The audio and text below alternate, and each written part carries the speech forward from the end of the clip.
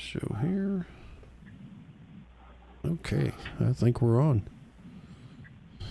All right, that was pretty easy. Oh, the wines are reasonably priced, too. Oh, he's growing definite American grapes. All right, well, this should be fun.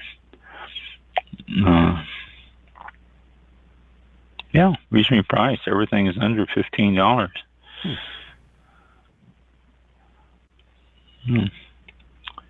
There's a peach wine for $12. Oh, their champagne, their sparkling wine is $34. And their port wines are $25 and $18. 1 minute until showtime. All right. Well, we got a lot of wine here, a lot of stuff to talk about. No, I suppose. So how's your week going? So far, it's doing pretty good. Trying to look up some.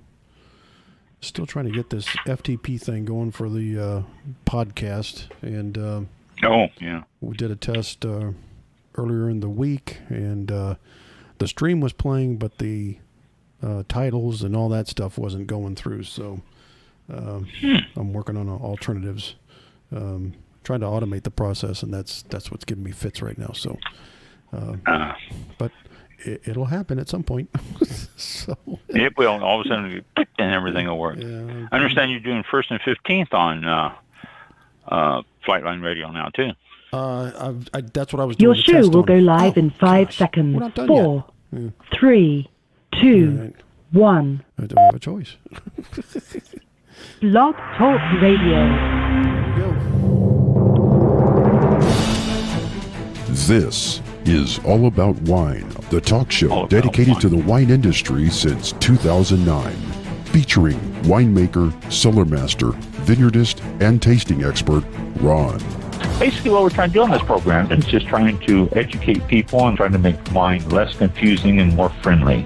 From coast to coast and around the world. You know, we really have had some neat people on the program. I love that. Post your questions and comments during the live show on our Facebook page at www.facebook.com/allaboutwinebtr. Again, that's www.facebook.com/allaboutwinebtr. And now, All About Wine is on.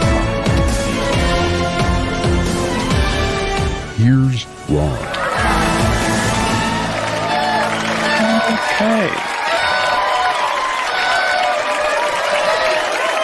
All right. Thank you, both people. Thank you.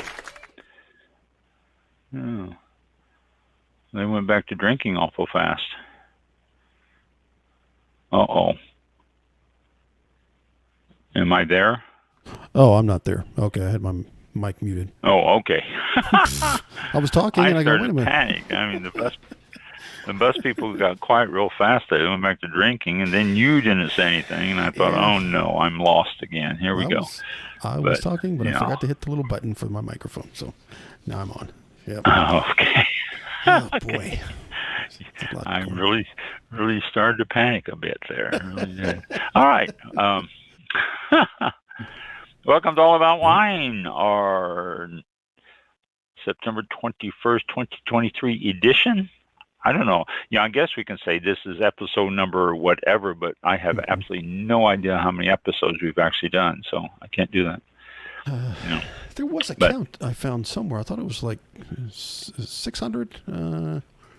I think Blog Talk Radio has 740. Oh, no, that's hours. It's in here.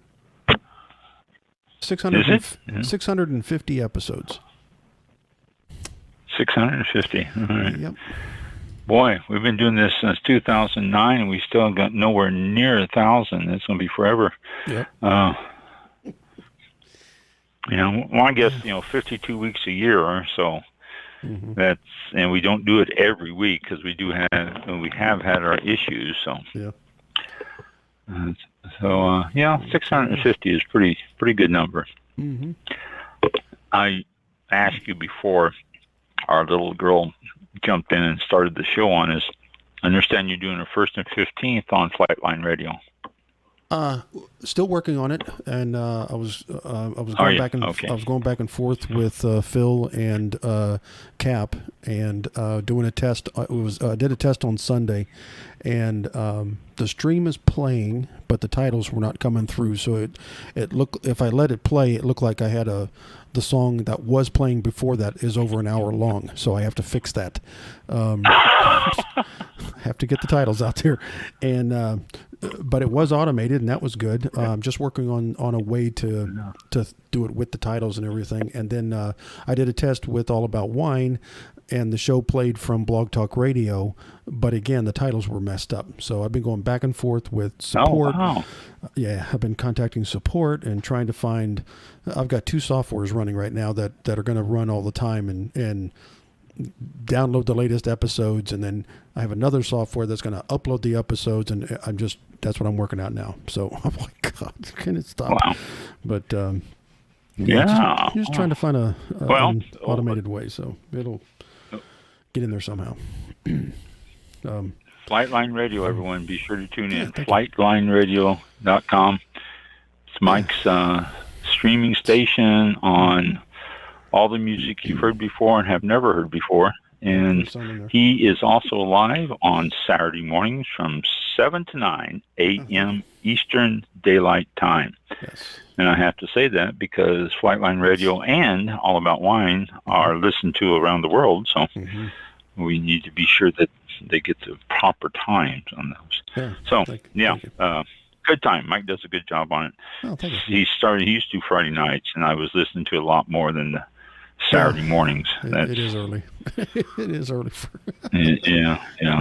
7 to 9. I sometimes catch the last half hour or so, but not 7 o'clock. Yeah, that's a.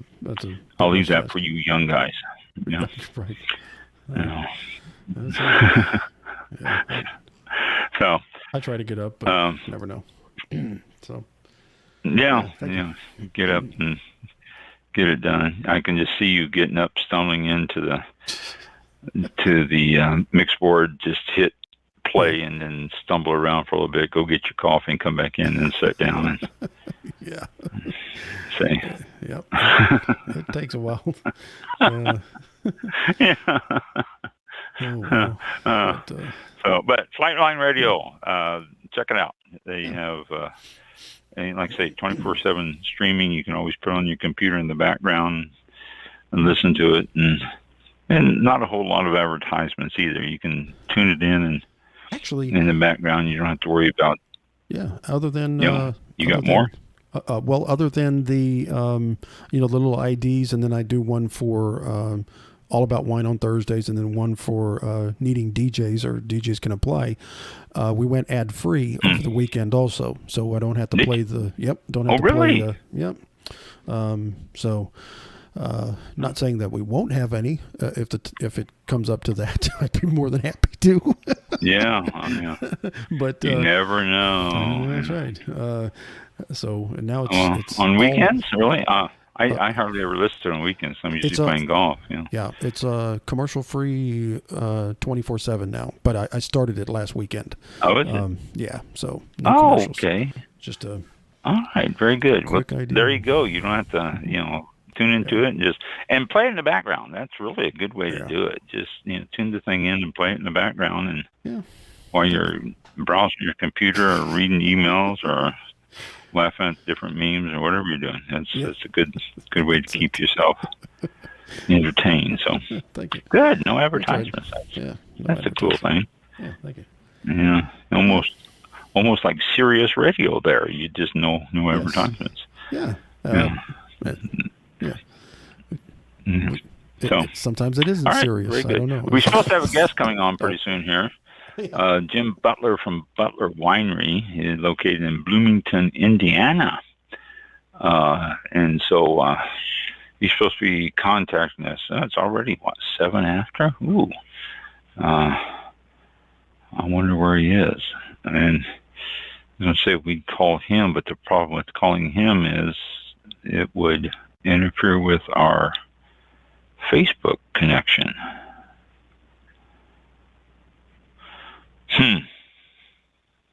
I hope he's not counting us calling him. They gave us his phone number and said this is his number, and I confirmed this afternoon that he needs to call in to us a few minutes after 7 at our guest call-in line. And he hasn't yet. So, well, while we are waiting, geez, I always hate this when we get confusion like this because I usually don't prepare for anything. And now, all right, this is something that I'll go through with you while we're waiting for Jim to join us. This is out of Chain Drug Review. It's a magazine I get. I still get it when I was working at the winery, and I still have it coming in. It's from September the 4th, so last week.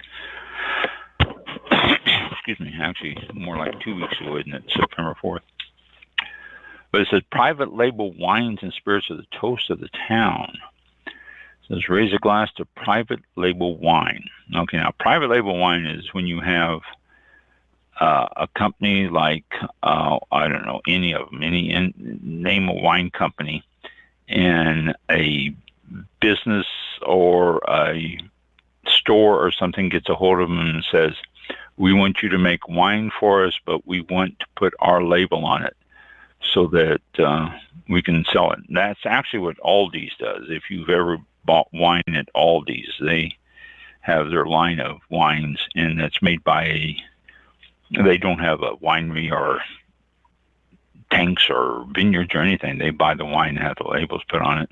There's, I want to say, 6 or 7 big places in California that do that make private label wines for pretty much anybody, everybody. And they're not bad. I mean, okay, I'm not criticizing it. The private label wines are decent, but most of the time, the places that do private label wines or that want private label wine stores like to keep the price within their price category for their store. And so because of that, it makes a difference in quality of grapes and things, that all comes into play. But it says that dollar sales in all U.S. outlets jumped 9.1% for the 52 weeks ended June 18th versus the same period last year. It jumped 9.1% to $52.2 million. Private label. What's more, unit sales grew 8% for the same period. So it's private labels are jumping up, but a lot of times private labels is a little bit less expensive than others, and people will find one that they like and continue to buy it. Store brand spirits also have jumped up by 3.2% to $5.2 million. So the private label is really a pretty big pretty big there's Jim. Okay. Pretty big market out there. So I'll cover some more of that at another time. But we do have our guest sitting in the background, sitting in the green room, and we'll bring him on. Hello, Jim. Welcome to All About Wine. Hello, Ron. I seem to have been given the wrong phone number, but I found you. Oh, really? Yeah. Oh. Well, I guess we know who to blame for that, don't we? I don't know. Lost in translation. Yeah. Oh, wow. Well, I'm glad you tracked us down. I was sitting there going, wait a minute, Jim should be here. And maybe Angela transposed it or something. I don't know. We'll figure that out later. Yeah, well, you're here. That's what counts. Yeah. And so, Butler Winery. That is located in, of all places, Indiana, Bloomington, Indiana. It is, yes. One does not immediately think of Bloomington, Indiana when one thinks of wine. So I'm going to ask you to start out here telling us the story. You know. How far back do you want me to go? Well, you can jump past your growing up and your formative years, but let's. I was going to go back to 1802. 1802? Okay, I understand the reasoning for that now. So do that. Okay. Yes. Yeah, but Indiana's been a wine-producing state for a couple of hundred years. In fact, the first successful commercial wine production in the country is said to be in Vevey, Indiana. So, but our story starts, we opened up in 1983. I'd been the winemaker at Oliver Winery for 6 years before that and decided to leave, how restaurants and chefs travel around and such. So we opened up in 83, and so we've got 40 years in now. Wow. It's quite some time. At the same location? Yes. Yeah, actually we have two locations here in Bloomington. We have a downtown location, which is at this point just a tasting room, and that's actually where we started the winery. Then we bought the property for the vineyard in 1991, moved all the production out here, and so this is our main focus, but we still have a downtown tasting room. How many acres do you have now? We're growing between 5 and 6 acres right now. Okay, and that's right next to the winery then? Yeah, it kind of surrounds the winery, yes.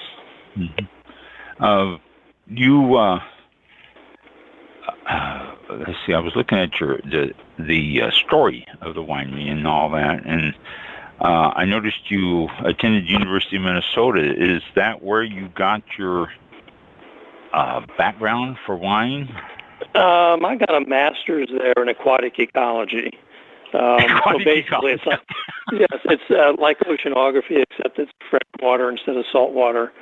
So I just tell people we're just turning water into wine now. Yeah.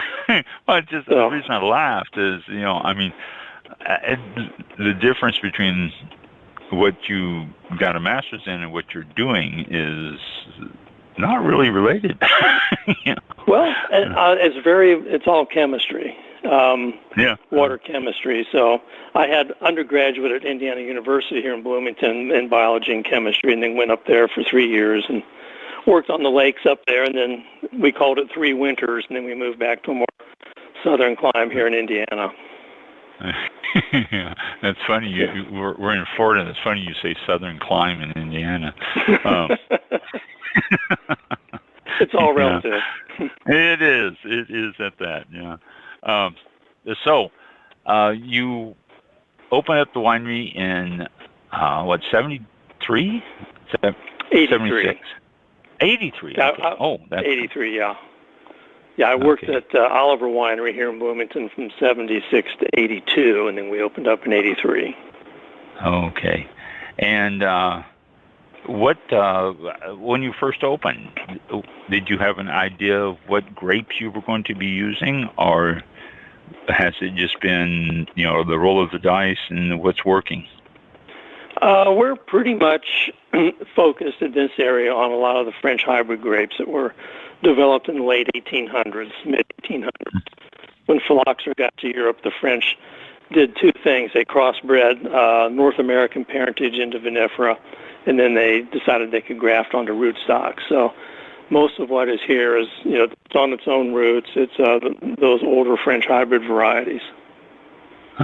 There's some Minnesota varieties here now. People are growing as well, and we planted vinifera twice. The polar vortex took out our Cab Franc. We tried some Tannat and a similar thing, but we can get winters of 10 to 15 below zero on occasion. But as you know, it takes 4 years to get a commercial crop. And if that happens every 5 to 10 years, it puts a lot of pressure on the vineyard that way. Oh, yeah. So these varieties with that little bit of North American parentage are more winter hardy. But the really nice thing is you can lose a vine down to the ground. You've still got the root system. It's not grafted. You grew up a new vine the next year. Mm-hmm. So you don't lose 4 years. You lose maybe 1. Does the ground get cold enough there to freeze the roots at any time? Not really. No. Not really. Okay. I mean, yeah. I mean, freeze depth here is it's 2 feet, but the roots there's no problem there. Yeah. They're down quite a ways. That's one of the problems when you get further north. That roots get frozen and that kills it all there. So are you not using any of the University of Minnesota winter hardy grapes then? We have a neighbor down the road a couple miles who's growing Marquette for us, and it's those grapes are developed for a short season. So here it's ripening in mid-August. Oh, wow. It's still 90 degrees out, and so the ripening goes relatively quickly. It's a short window. Sugars can go way up, and then you're also picking when it's hot. But and the birds love it. The birds love those really small red berries. Absolutely. Oh, I bet. Yeah, I bet they do. And it's too much of a hassle to net, so just don't grow it. We started netting not everything yet, but certain varieties 2 or 3 years ago because the birds have just been an increasing problem, and I see this in a lot of places. I think it's learned behavior. So the netting. You can do the scare eyes, you can do the distress calls, but the netting is really what keeps them out 95%. Wow, so it's a tedious task. Yeah, Mm-hmm. wow. I'm surprised that you're netting there. I didn't realize that the birds were getting that bad. I mean, I suppose Indiana is right in a fly path, so. Yeah. And we're seeing birds here that we've never really seen before in the vineyard, the orchard orioles. They're just little vandals. They'll come and sit on a cluster, and they'll peck every berry like you're sitting there popping bubble wrap. A robin will take a berry and fly off with it and eat it and come back for another one, but these guys are vandals. Oh, gee. They're just taking a little sip out of each berry. And just destroy it, Yep. Mm-hmm. Is the netting tight enough to keep them out? It is, and then they get caught in it when they try to fly out. Oh. So it's they can be self-destructive that way. Yeah, I can imagine. Their head's just the right size to fit and get caught in the netting. Oh, well, that's too bad for them. Maybe they will learn. Pass it on. Oh, look, Jim's caught in the net. Maybe we should stay away from that. I think so. Yeah. So you, before I get and talk about your wines, you wrote a book. You and your son. That's right. Yeah. That's right. Yeah, oldest son. Yeah. Yeah. Indiana wine. Indiana. And is this grapes, wineries? What is the book? It's the history of wine in Indiana. I had heard about the Swiss settlers in Vivi, which is Switzerland County on the Ohio River and kind of southeast corner of Indiana. And the more I researched, the more I found, the more fascinating it became. And it was a family of French-speaking Swiss that settled in Kentucky in 1799, 1802, in that period, and planted grapes. They brought 35 varieties from Philadelphia and New York that they found and planted them there, and all of them died except for 2. And when land came up for sale in Indiana, they moved the whole family up there just on the river. And that's kind of the seed of commercial winemaking in the area. Predated Cincinnati, which was the wine capital of the country up until the Civil War. So 1805 or 6, first harvest, and it was probably gone by about 1830. So there's various economic factors why, but that was kind of the first commercial wine production in the country. Wow. So that's kind of what the book is about. And then we had a second little phase there in the 1820s, in New Harmony, the Harmonites, which was a German religious group that settled there. And they were there for about 10 years, and then they moved back to Pennsylvania. Okay. So people from Vivi moved to Cincinnati, and then people from Cincinnati moved up to the Great Lakes area. And then, Herman, Missouri, that came on in the 1840s, 50s, and that was the biggest wine production area until California started coming on in the 1860s. Right. Yeah.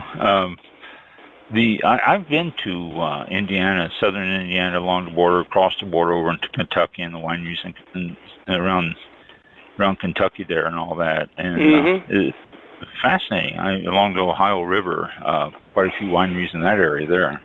Yeah, and I had the opportunity to visit quite a few of those. But the only winery I visited in Indianapolis, was it? Yes, it was. No, Cincinnati it was. There was one downtown Cincinnati that I visited. But there's a lot of great wineries along the river there in Indiana. There's viticulture, the Ohio River Valley viticultural area runs. Oh, it is an AVA there? Yeah. Yeah, from the Indiana-Illinois border up West Virginia, roughly 25 miles each side of the river. There's kind of an airflow pattern through there. And then where we are, Bloomington on south towards the river, is the Indiana Uplands AVA, and that's a more recent one. Yeah, I've whenever their new AVA starts coming out, I always talk about it on the show here, and I try to educate people on AVAs because most people aren't familiar with them, which is sad. But, no. There's over 200 in the country, probably 250 now. Yeah, we're number 213. So they're all over the place, and but most people aren't familiar with what an AVA is, which is really sad considering all the effort and everything that goes into it, and the distinction of the soils and everything. So. But try to keep people educated in as much as I can on this show here. So the book is available through Amazon? The book is actually out of print, but you can get it on Amazon as a used copy. Oh, okay. So Indiana Wine, A History. Correct. Published by Indiana University Press. It's 2001. Right. So anybody's interested in it, then you can, Amazon, I guess, has copies available. Or what is the other book company? I can never think of it. I always think of Amazon. But yeah, there you go. If anybody's interested in Indiana wine, sounds like it's interesting. You did some good research on it and a little background of that area and everything. It was a fun little mystery story, actually.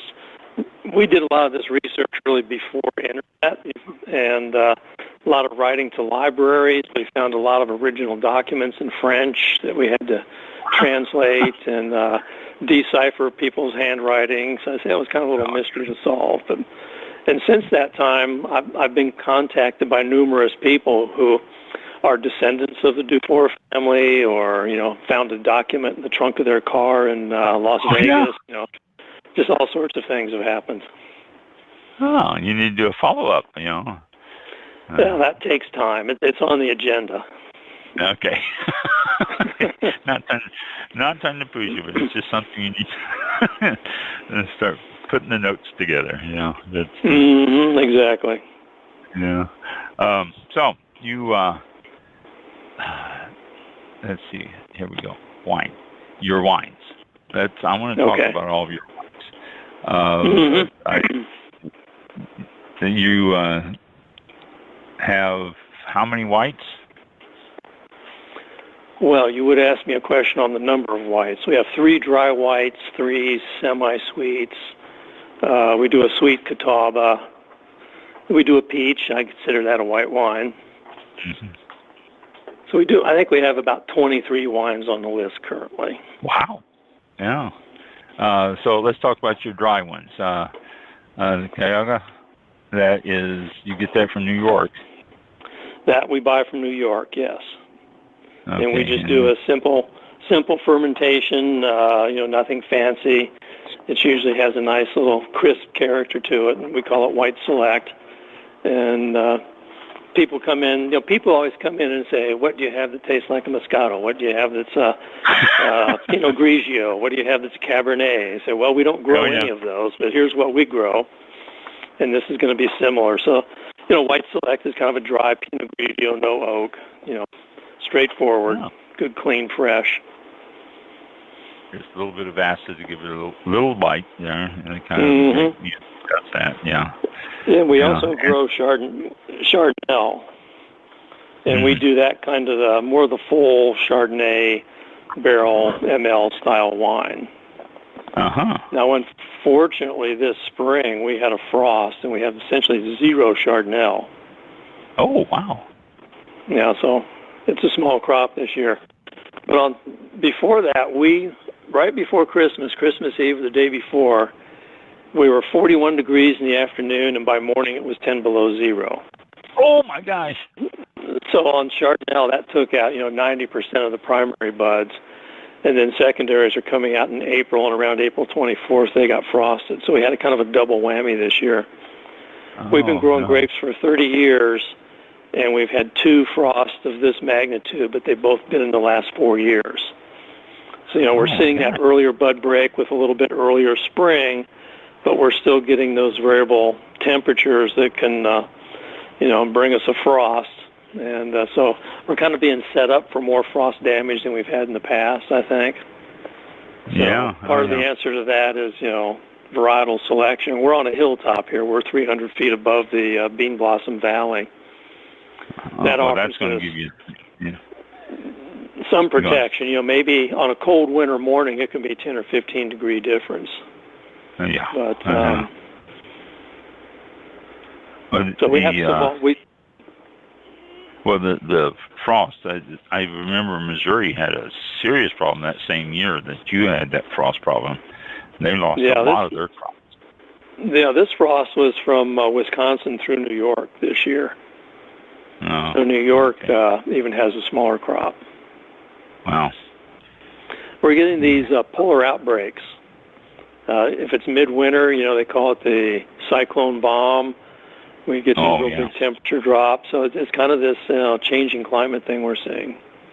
I've been tracking weather records for 30 years, and you can see it in the averages and the statistics. And it's just people talk about climate change, and they immediately think about, we've set a new record for heat this summer, but it's also the variations and things like those frosts and hail over in the Burgundy region of France and stuff like that. These are all attributed to the climate change. It's not just a heat wave or something. Right. So part of it's varietal selection, and we have some 3-year-old Sauvignon Blanc, and they went through the drop to 10 below and the spring frost, and we actually had to do a little cluster thinning on that this spring because the crop was too heavy on it. Oh, really? So, some of these varieties are very hardy. Sauvignon Blanc more or less will bloom all summer long, and so you have these clusters of very different ages. So I've always heard that Sauvignon had to be cluster thinned, and now I see why. I mean, we usually do some normal cluster thinning, but this is excessive. So that might be one of the ones we'll be looking at more. Yeah, that's that could be a good thing. And that way, if a frost comes in, you're not destroying the whole thing. Right. The other variety that we saw good response was Norton. We've got some 4-year-old Norton, and that came through fairly well.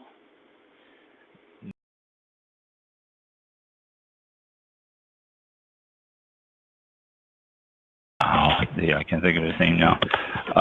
But expert on Native American grapes, and he was talking about the Norton, and he said it's being grown all over the place, and it's made sweet, and it's dry, and it's withstanding winters, and it's surviving heat, and Norton has just become a phenomenal grape for everyone, it seems.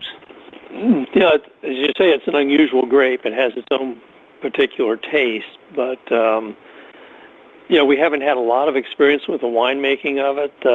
Norton was the grape that the Germans out in Missouri and Herman based their industry on back in the 1800s. Mm-hmm. It's named after Dr. Norton. Yeah. And it's planted all over the Midwest. In fact, there is a winery that is, I had a winery up about 45 minutes from here, and there was one about 15, 20 minutes from where I had my winery, and he put Norton in the ground about 8 years ago, and it's growing, and he's getting good results with it. So, and it's not being affected by Pierce disease. Okay. Yeah, we find that it's slow to get established, and we're on.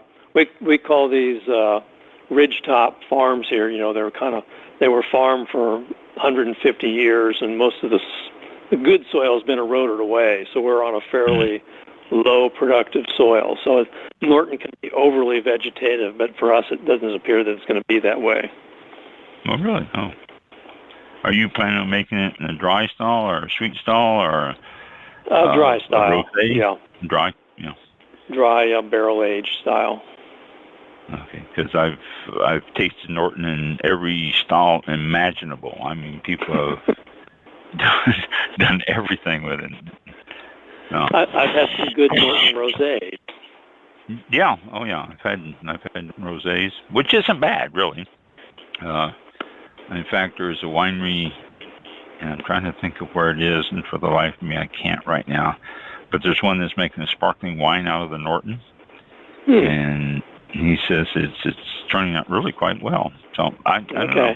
Norton is just being used and made in the gamut of possibilities. So it's interesting. I think the largest planting right now I've heard is Chrysalis Vineyards in Virginia.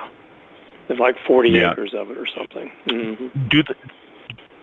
They don't call it Norton there, do they? Isn't there another name? The other name is Cynthiana. You run across that out in Arkansas and parts of Missouri. Okay, Cynthiana. That's what I was trying to think of. I think genetically they've been shown to pretty much be the same grape. One person told me south of the Missouri River they call it Cynthiana, north of the Missouri River they call it Norton. I'm not sure. I'm not sure about that either. Yeah, I'll have to check into that. I've never heard of that before. Cynthiana. That's why I always forget. Norton has become the most common name for it now. Yeah, that's the name we use. Yeah. Yeah, that's the name most everyone uses. Excuse me. So let's. I'm going down through your list here. Your next dry wine, a red select. Now, this one seems to be quite a blend here. Chambourcin is the main red grape we grow. Our neighbor grows Marquette. Once in a while, we'll buy some Foch or Baca Noir out of New York if we need to kind of fill in. But again, this kind of goes along with the white select. It's a non-oaked, straightforward dry red. It's a little on the lighter side. It's a good summer dry red, or what we say is sort of an introductory dry red. It is dry, lighter, fruit-forward style. Not a lot of tannins, just correct. One that goes well with lighter foods and stuff. Yeah, that sounds good. And then the variant. Variant is a variation on the Chambourcin. So we blend Chambourcin with Marquette. Marquette is grown down the road, and we put it in oak for 6-7 months. It gets a pretty good balance. None of the grapes that we're growing here are highly tannic. Partly it's the climate, partly it's the grape varieties. So I usually tell people we're going to be more like a Pinot Noir than a Cabernet. We're not making big Cabernet-style wines here in the Midwest. So we're a little on the softer side. Very food friendly. And that's what's good to have with food, because you don't have that tannins that are going to be overpowering any other thing you put in your mouth. Right. The and then our alcohols run around 12%. On the upper side. Once in a while, we'll get a Chardonnay at 13, but generally 11 to 12% is where we come out. So again, they're not the high alcohol styles. Which, if someone's looking for something that's a little bit lighter and fruitier, then these wines are perfect for that, because you're keeping those alcohol levels down. And it's not going to be this burny alcohol thing that you find in a lot of California wines that make these wines at 16.5%, 17% alcohol. Right. Yeah, we are 180 degrees from what California does. Our youngest son and his wife just moved here about a month ago, and they've both been working in Napa Valley for, 12 or 15 years. Oh, wow. So they're bringing a huge amount of experience here. So it's kind of fun. He grew up in the winery here, and she's from Chile, so she's worked in Chile and New Zealand and South Africa and Germany and Switzerland and California. Wow. Young people, you can get 2 harvests in, northern hemisphere, southern hemisphere. Yeah, that's why these young people get a lot of experience traveling back and forth and doing a lot of different things in different places. Yeah, and when you're young, you can do that stuff, that's right. As you get older, it's just like, oh, I'm so tired. I don't think I want to fly down there this year. And then work 20 hours a day. That's right. That's right. Your rosé, your Chambourcin rosé, is that that's real dry rosé? It's about 0.5% residual sugar usually. And Chambourcin just makes a fantastic rosé. It's got this real nice aroma, strawberry, kiwi, sometimes a little bit of grapefruit. I usually don't put grapefruit on the tasting list because people see grapefruit and it's like, ooh. But it's a little bit of the aroma. But it's one of, for the people who are real, I'll use the word vinifera snobs, this is one that they kind of raises their eyebrows and they go, oh, I like that. People come in looking for that Cabernet and say, we don't make Cabernet, we don't grow it here. But Chambourcin is a really good workhorse red for us. Yeah, it seems like you're using quite a bit, throughout your portfolio. And then semi-sweets. Okay, now these are interesting. I was looking at these earlier, and it's simply because it seems like you're using a little bit more of the American grapes on this, the Vignoles and Chamonix and stuff like that. Yeah, Vignoles is another French hybrid. That's the first grape we planted. People used to think it had Pinot Noir in the parentage, but genetically it looks like it probably didn't. There's a tiny little town in France called Vignoles. I don't know how they would say it. But then the Traminette came out of southern Illinois, I think, is where it was maybe bred. That has Gewürztraminer parentage. Oh, does it? I didn't know Traminette had Gewürz. Oh, I never knew that. So it's got some of that floral character that comes from the Gewürztraminer. And so we do a straight Traminette, and then we do a little sweeter blend. We'll put it with Vidal Blanc or just some other white to tone down the Traminette a little bit. Mm-hmm. Well, I noticed you have 2 Traminettes, though. You have the South Shore White, and then the straight varietal Traminette. Why the difference? Well, the varietal is 100%, so it's got a lot of that floral aroma. The South Shore White is about a 50% blend, so I say it tones down the Traminette flavor, and then we do it as about a 4% residual sugar, whereas the Traminette's usually around maybe a 2% residual sugar. Oh, so you get a little bit sweeter on the blend, I see. Mm-hmm. And people like that sweetness, so sometimes I have one that's just a little bit sweeter. The Yellowwood White. The Yellowwood White, that is usually a blend of Vignoles with Cayuga White or Vidal Blanc. Vignoles, when it's picked earlier, has that peachy pear aroma. And then the later you go in the picking, the more tropical it gets. So we do a late harvest Vignole that's very sort of tropical pina colada. But in the Yellowwood White, they say it's toned down, but you still get this sort of the peachy pear apricot character. We usually do 2 pickings of Vignole, one for the Yellowwood White or the Vignole, and then we do the late harvest later. Oh, okay. Well, the late harvest, I got to ask about that. What residual sugar you're bringing that in at? Residual on that's usually 6 to 7% with a 10% alcohol. Well, that's a good balance there, I think, if you can keep that consistent. Yeah. we did an ice wine years ago. That was picked at was pressed out at 44% sugar. Whoa! And we fermented that down to about a 10% alcohol and maybe 20% residual sugar. It was like liquid honey. Yeah, I can imagine 20%. Oh my gosh! Yeah, it's nectar of the gods when you start. It was. That's a difficult fermentation when the sugars are that high. Yeah, I can imagine it is. Wow, 44% residual sugar. That's just unbelievable. People don't understand. Well, that's the starting sugar. Say we ended up around 20. Yeah, but still, I was starting it up at that high.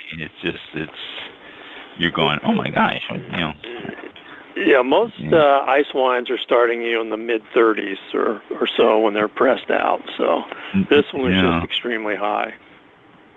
Yeah, I was going to say 44%. Geez.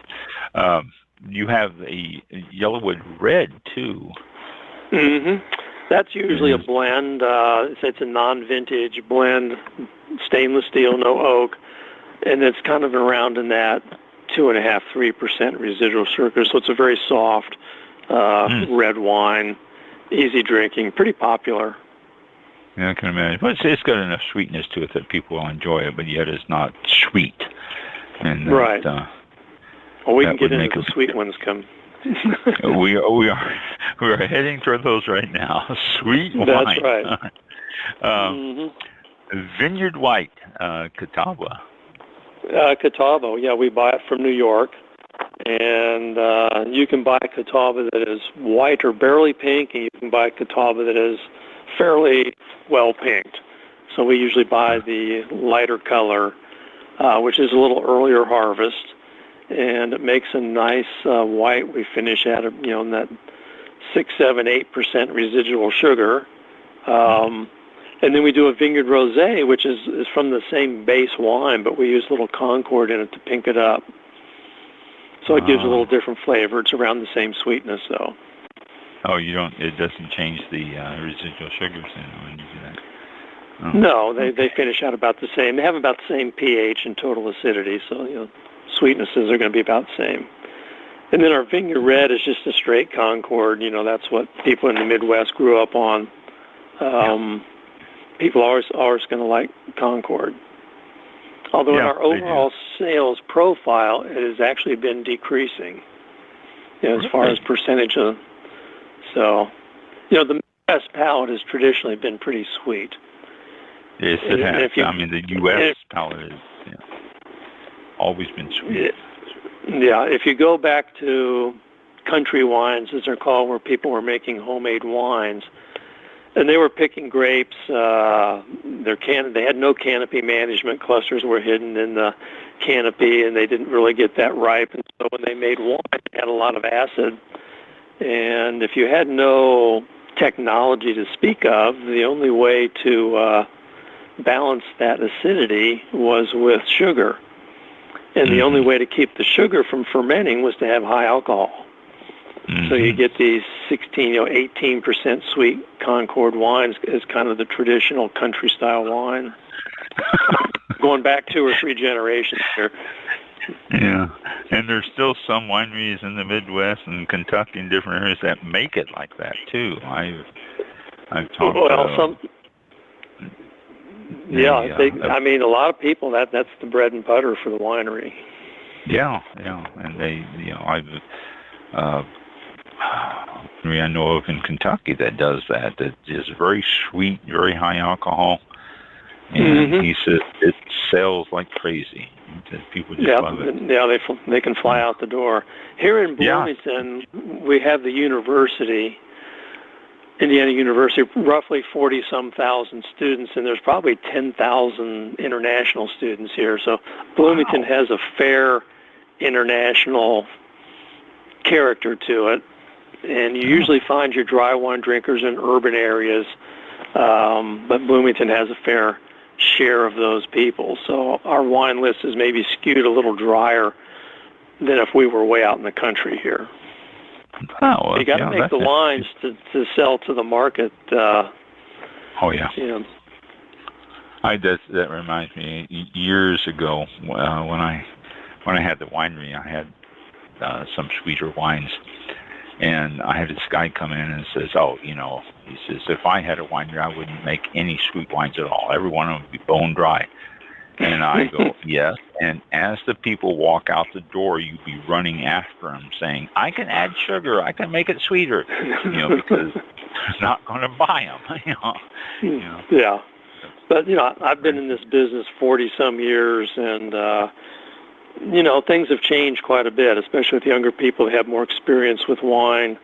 So we're shifting away from that really sweet palate somewhat. Yeah, but it's still inbred, I think, in the American taste, and especially. We grow up on Coca-Cola. That's about 10% residual sugar. Yeah, and even young kids now. I mean, I say young kids. I'm an old man, so. But even early 20s and stuff like that. They go down to Starbucks and they get themselves a coffee, but it's not a coffee, it's a sweet drink. I mean, it's what it is.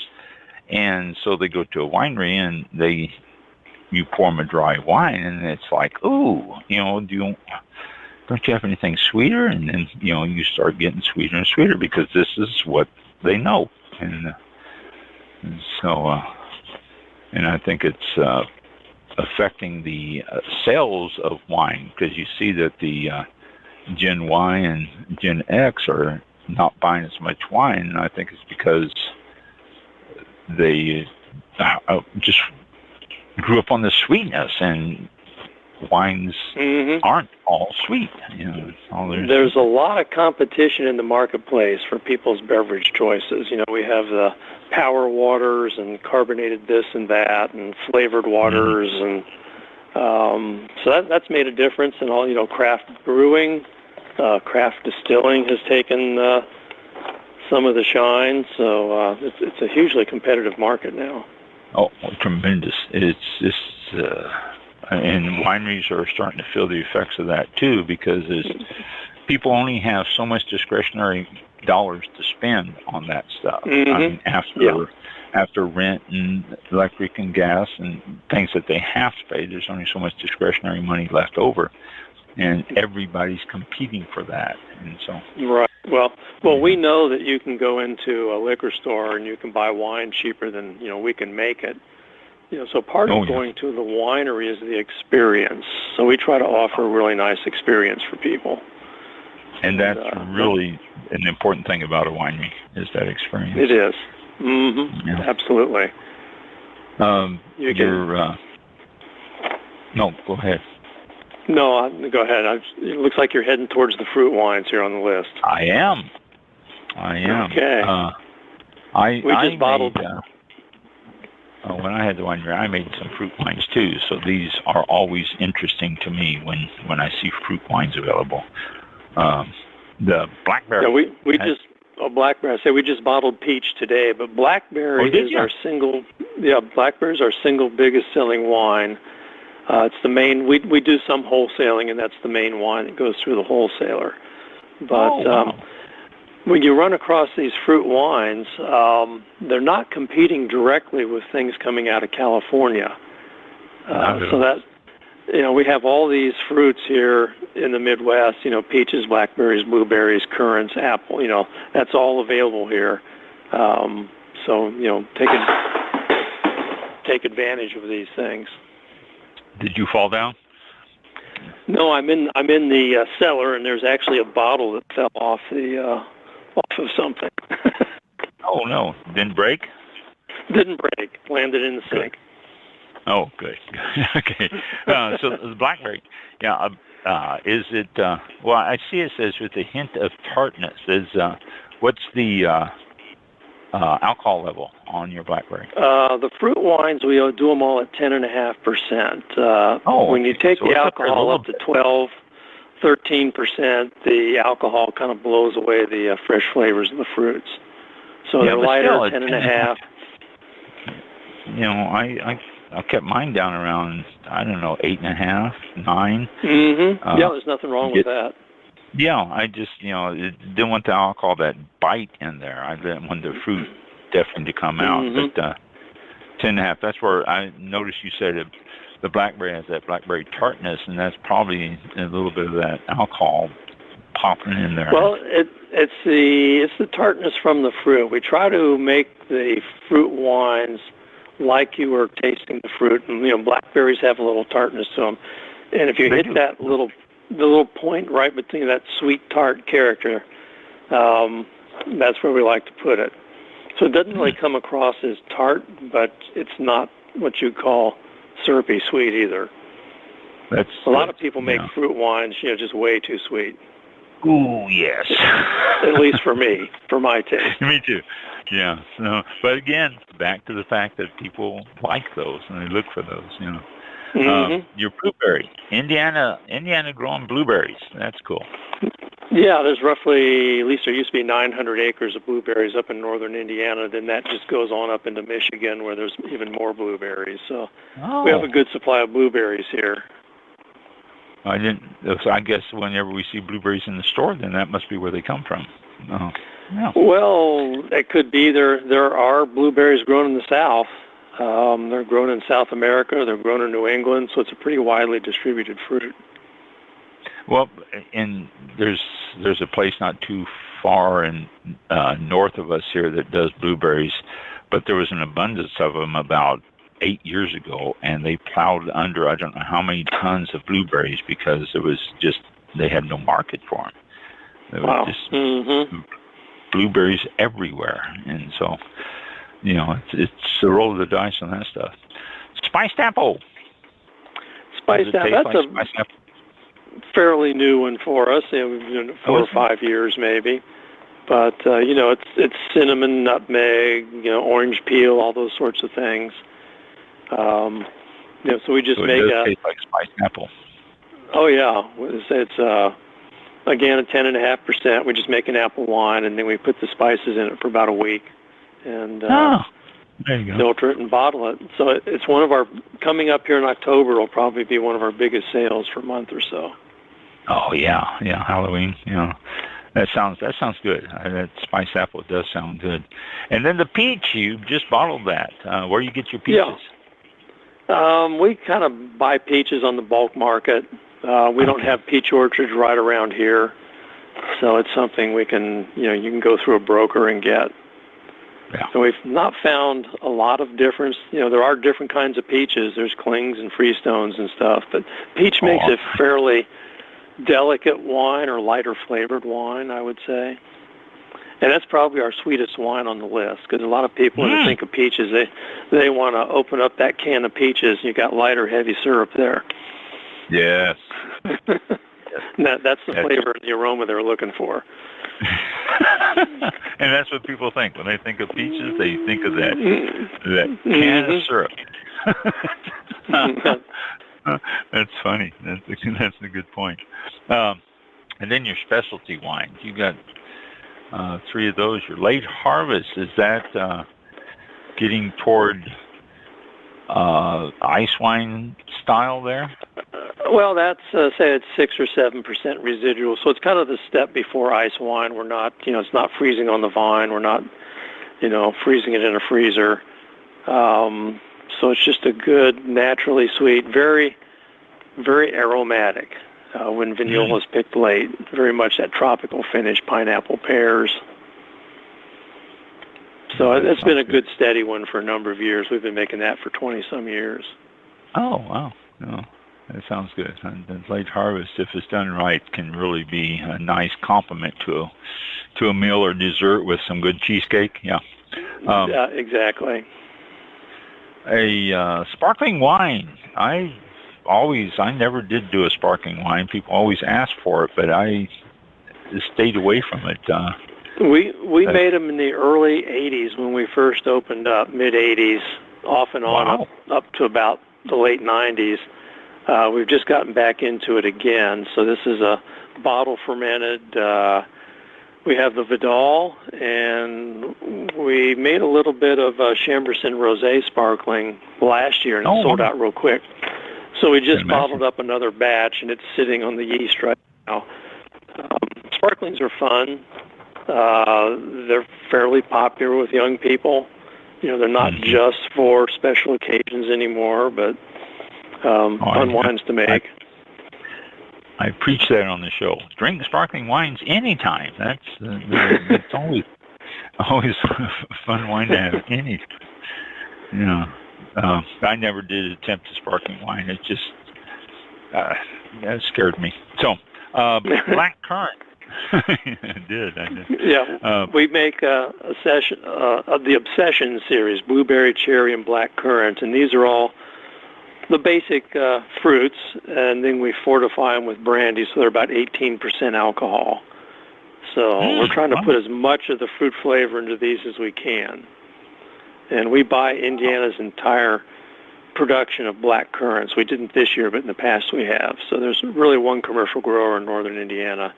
And black currants are a very intense flavor. They're the strongest flavor of, the red currants, gold currants, and such. So. Yeah, black currants. They're good, though. Black currants. Oh, I love the flavor. A lot of people taste them and they're too tart, but yeah, they're wonderful. They are. I think so, too. I'm right with you there. And then ports. Ports. I love ports. Me, too. I made a strawberry port when I had the winery, and that was a very, very big seller. So we make one we call Terra Rossa. That's the name of the soil here, the red clay soils. And it's the one we just bottled here recently was 30 months in barrel. Usually we're about 18 months, but we have one that's extended. So 30 months. But Chambourcin is what we use for it. So if you're comparing it, say, to a Portuguese port or something that's coming from a grape with more tannins, ours is less tannic, but we don't sweeten it up as much. So we're usually around 5 or 6% residual sugar, while other ports may be around 9%. Yeah. So it's a little. You're using that Chambourcin for everything. I mean, it seems to be your workhorse in the winery there. It is, yeah. Yep. And the red grapes tend to be the least cold hardy. Whites generally are more cold hardy and that's one reason we make more whites than reds, I guess. I'm looking at the list. Yeah, the Chambourcin is pretty hardy, though, isn't it? It is. We probably the average age of a Chambourcin trunk when it's replaced is probably about 5 years. A lot of crown gall damage in it. But say you just grow up a new sucker, and the next year you've got a new trunk. So we can bring up a sucker and vine that has a poor trunk, take crop off of that poor trunk, and then replace it with a new trunk the next year. So, we're never really missing a crop if you do it that way. No, that's a good way to do it. Here's another use of a black currant. You're making port-style wine out of it. Yeah, that would be really good. Yeah, we want to make something that's about as intense as you can make, and black currant is the one to do. We're picking grapes with about under 1% total acidity. Currants can come in around 4% total acidity. So almost like little lemons in a way. So getting the acid down and smoothing the wine out is really the main operation in black currants. But very intense flavors. The fresh fruit is kind of like a piney, minty thing. You put it in your mouth and it just kind of explodes with flavor. Yeah. That's black currant does that too. It's got a great flavor to it. And then you got the last two, the cherry and the blueberry. Seems like they are two different fruits for the same thing. Yeah, just like the blackcurrant obsession. Yeah, so we're taking our base blueberry wine and we're adding brandy to it. And I know that some people, if you've ever had a blueberry wine that's been in barrel, we have not done that, but I know in New England there's some great blueberry wines that are barrel aged. So blueberry, I would say blueberry is the fruit that's closer to grapes than anything else as far as winemaking goes. Has a fairly thick skin. It has more tannins to it. And a lot of fruits have, the acids are just different, and blueberry is a fairly tame acid. Blackcurrant has ascorbic acid, vitamin C in it. So that's a good point. I never considered blueberry being closer to the grape, but you're absolutely right. It's thinking back of the flavors and taste and the skin thickness and all that. The blueberry is very close to a grape. Mm-hmm. And I want to point out too, your wines are all reasonably priced. They're not outrageous.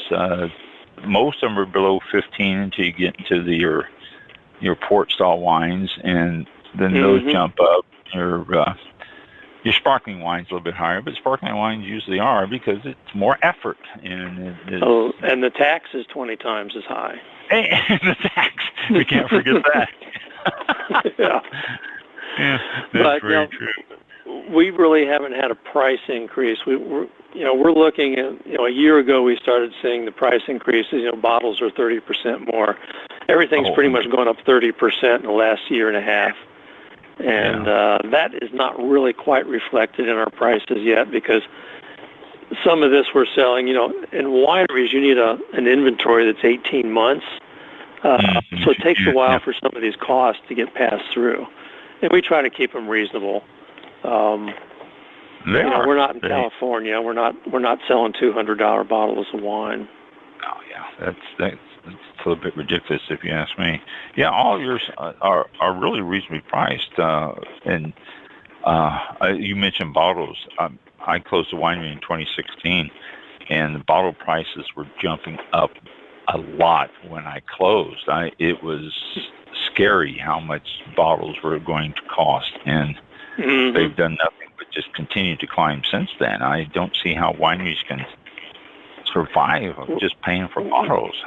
Well, just getting bottles, this year hasn't been bad, but the year or two before, and everything was in shortage, bottles were essentially rationed. We deal with a wholesale supplier, and he said, tell me what you need next year because I need to know now, just to be able to get them in. So it's a totally different world.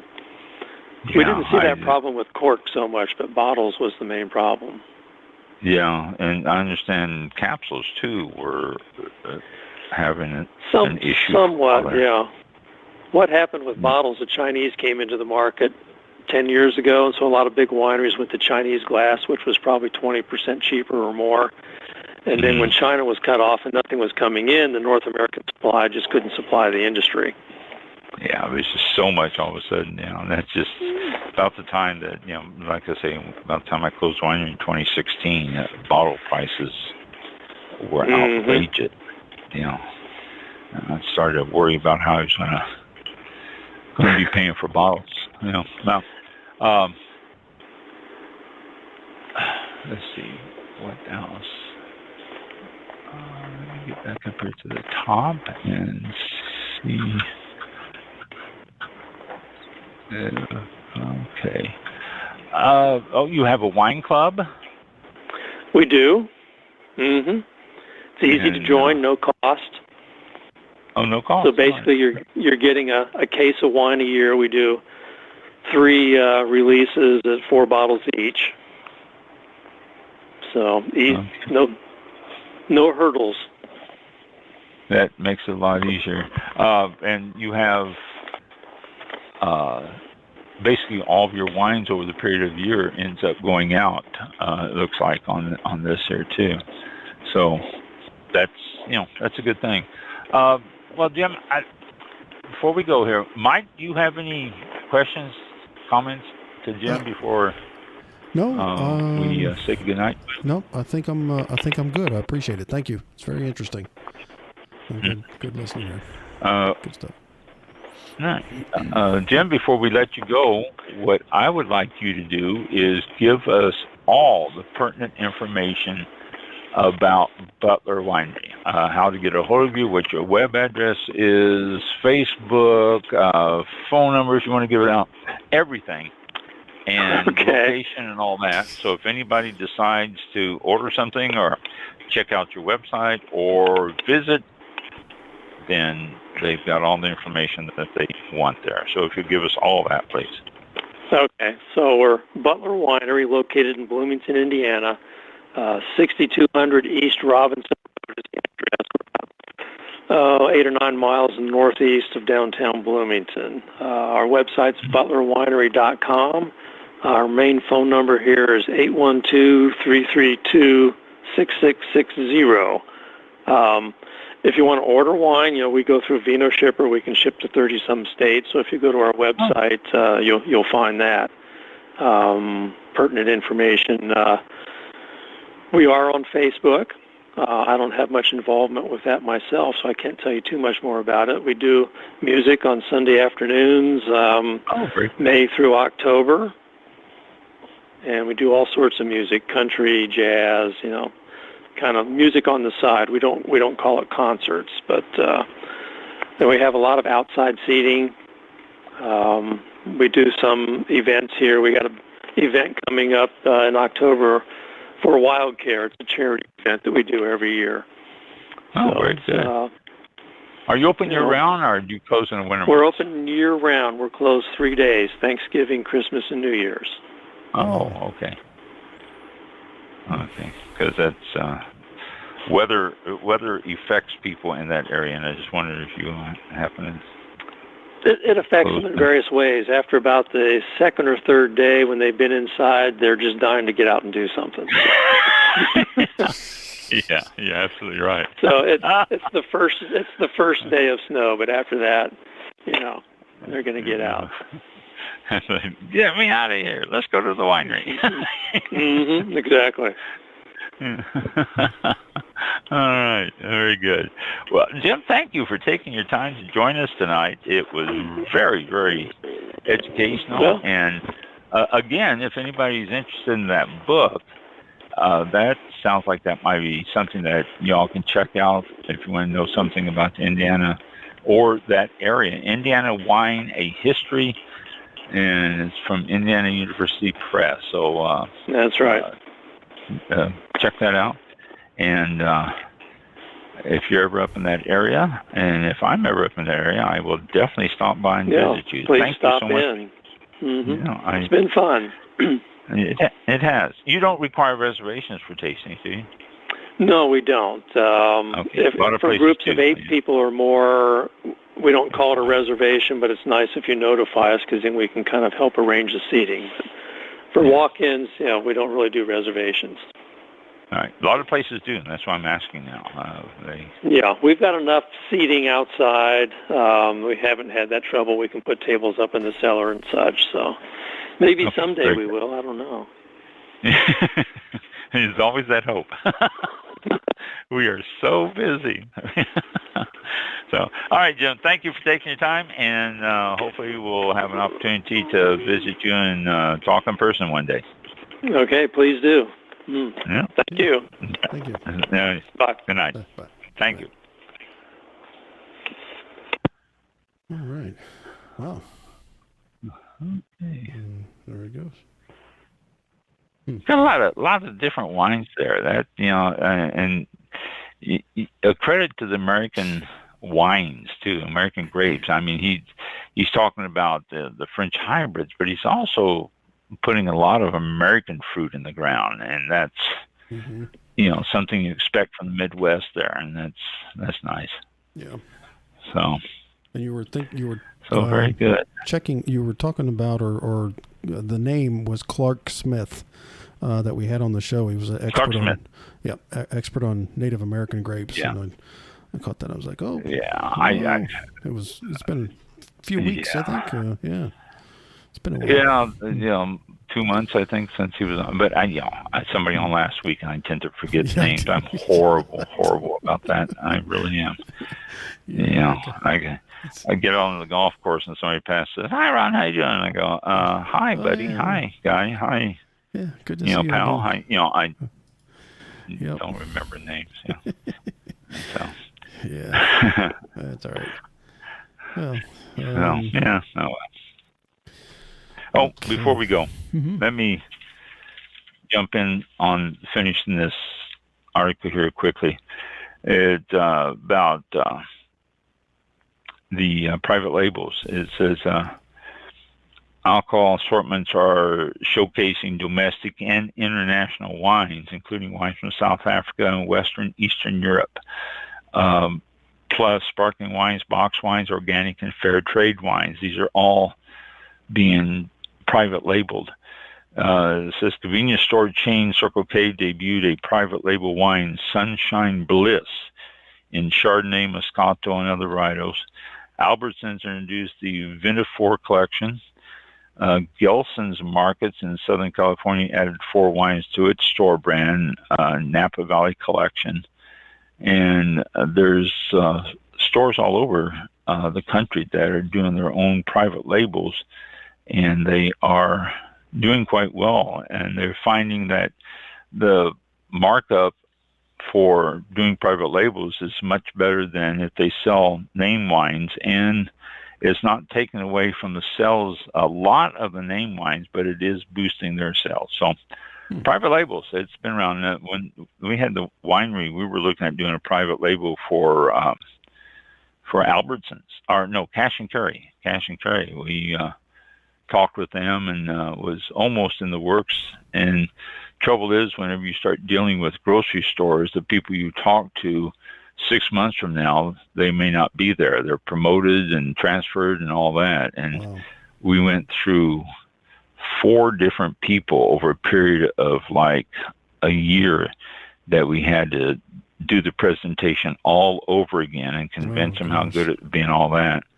And then finally, Cash and Carry started getting in trouble, and so they decided to close down a lot of the stores. So, but yeah, the private label is very, very popular in this country. When you walk in, you see it. If you look on the back, you can usually see the parent company, but it's not required. A lot of them put it on there, but it's not required. So, there you go. All right. It's good stuff. Those, there was something else that was, I can't remember.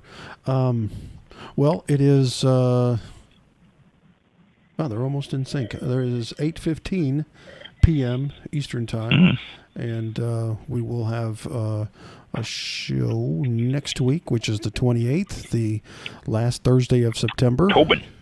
Is it what? Tobin? Oh, he's coming up Tobin next week? Oh, will be our guest next week. Wow. Remember, I don't even have that.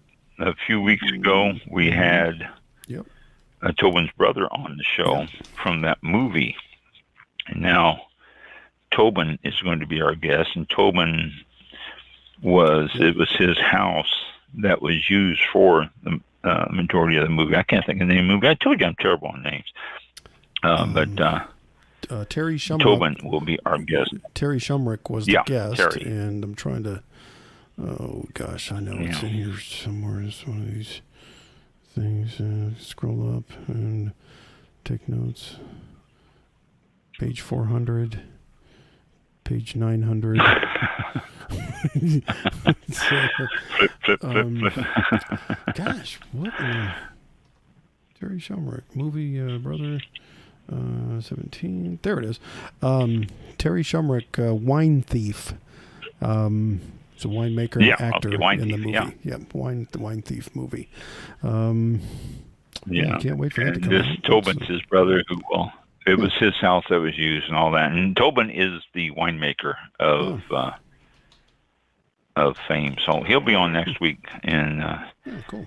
Be able to talk with us about the movie some more, and also about his wines and all that. So very good. Should be fun next week also. Yep, we'll look forward to that. So tune in on September 28th and 7 p.m. Eastern Time if you want to catch it live, which is preferable, but that's okay. Delayed or rebroadcast or archives are always good too. So we appreciate it. We'll go ahead and close. Lots of places. Yes, lots of places. We'll close the show out for this Saturday, and we'll talk to y'all next for this Thursday. We'll talk to y'all next Thursday, 7 p.m. This Thursday. It's your it's your Flightline Radio that's on Saturday. This is Thursday. Where that came from. Okay. Y'all have a great week and be safe. Subtle way of getting another plug-in for Flightline Radio live Saturday mornings from that was from 7 to 9. Not intentional. I don't know where it came from. All right. Have a good one. We'll talk to you next one. Have a good week. Thank you. Yeah, be safe. This concludes tonight's broadcast of All About Wine with your host, Ron.